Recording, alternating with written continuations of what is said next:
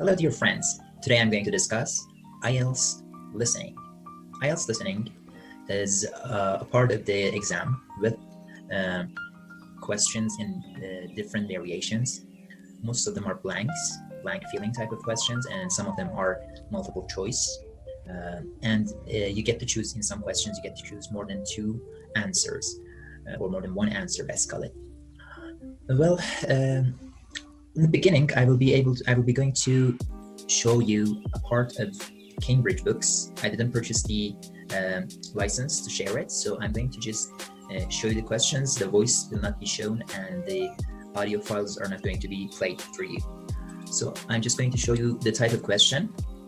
This is Cambridge 15. I totally believe that you need to purchase this book from a very authorized place who is connected to Cambridge University, and you're allowed to purchase their Cambridge books from this supplier.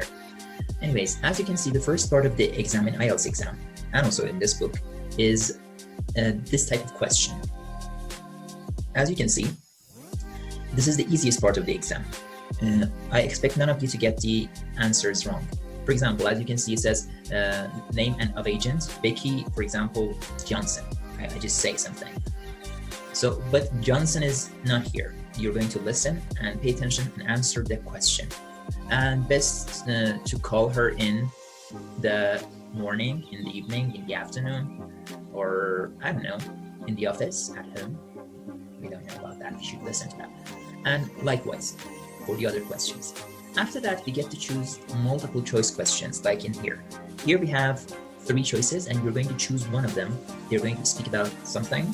Here, as you can see, most of the time it is like this. The questions are similar. But as you can see, it's Matthew Island holidays. It's about holidays. So most of the questions are similar, and you can see questions about holidays in your file, in your question sheet. So there you are. These are the questions, these are the answers you're going to choose. And again, we have multiple choices. It's a table, as you can see, activity, notes. You're going to fill in the blanks. You're going to complete exactly what they say in their listening part. These are not going to be changed. Everything that they say is going to be written here. So you're going to carefully notice what they said, and you're going to use them exactly as they are. Use the same word here. Nothing is going to be added or nothing will be reduced from the answers. The next part, as you can see, is the matching question. In this part, each one of these numbers get to be matched with one of these letters. In front of them, their characteristics here. Sometimes it's not only characteristics, sometimes it's part of a book they're speaking about. So you're going to write them in front of the answers. Instead of the answers, A, B, C, D, E, F, G, instead of the answers for 21, 22, 3, 4, 5, 6. And here at this part, you get to choose 2 of the options. Oh, sorry. Yeah, this is also a multiple choice question. And this is the part that you get to choose 2 answers from the questions. From A to E, you're going to choose 2 of them. And this part, which I believe is the most, let's say, difficult part. It is not that much difficult, but the fact is that you might be not hearing what you are looking for exactly in the listening passage. So it is kind of tricky sometimes. Even though it is not that much difficult, and if you're following everything exactly in order, you will be able to answer them correctly. And at this part, this is going to be the reading part. We're going to discuss that later. Let's now pay attention to the fact. How are we going to answer these types of questions? As I said in the beginning part, we have the place. You need to carefully consider everything that the speaker says in the listening passage, and you're just going to look for the words before or after the blank space to be able to spot the word and put it in the blank space there. So that is one of the important points. But we say, okay, how are we going to do that? How am I going to do it? I don't know English that well. Well, if you don't know English completely, you need to go and study from the beginning. Start learning English, then come and take the exam. But if you know English to an extent to get some type of points between 5 to 7, you say, okay, I'm going to do it. You should come and consider these things that I tell you. These activities could help you. First of all, I recommend you to use Jack C. Richard's books, Tactics for Listening. This is the basic one, I suppose. Yes, this is the basic one. This is like the 2nd edition. Now out there, we have this 3rd edition of these books. and we have developing and expanding. They come in 3 forms. And also, by listening to these things, actually there is, let me show you some part of these books.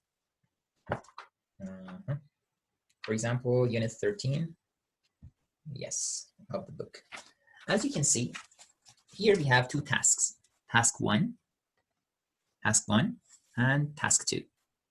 So once you're listening to these things, you don't need to pay attention to each one separately. You're going to read the questions for these parts and try and answer them both in one sitting by one time listening. So we got the point here. We are not going to make the listening over and over again. We are not going to replay the whole thing again and again. We're going to listen only once, and we're going to answer task 1 and task 2 both together. This will help you in your things, on your listening skills.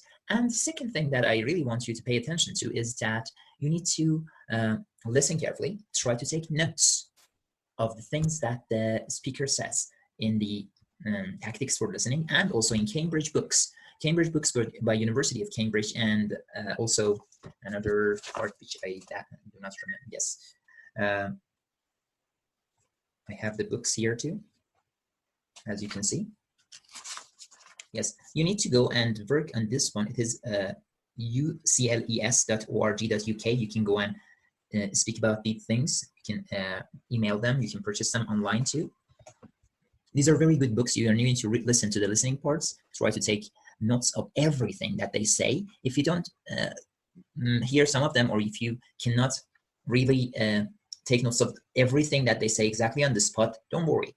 That's okay. You can handle it. You're just going to do the ones that you hear. We don't need everything. We just want you to pay attention and try to focus on the things that we hear.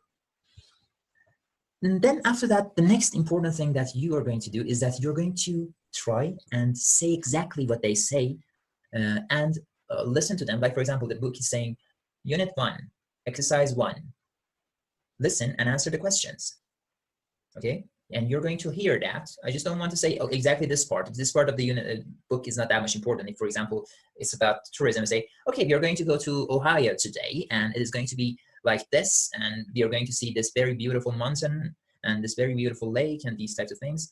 You're going to hear that, and exactly at the time that you hear, you're going to start speaking. I want your hearing to improve. You're going to listen at the same time and say at the same time. Okay, so you hear, you say, you hear, you say. Again, if you miss some of the words, if you miss some sentences, that's okay. We don't want everything. We just want ourselves to become better in listening and improve our listening. We don't want to say everything. We don't want to be able to hear everything. We just want to hear most of the things, understand most of the things, and try to get them together and make a very good understanding at the end.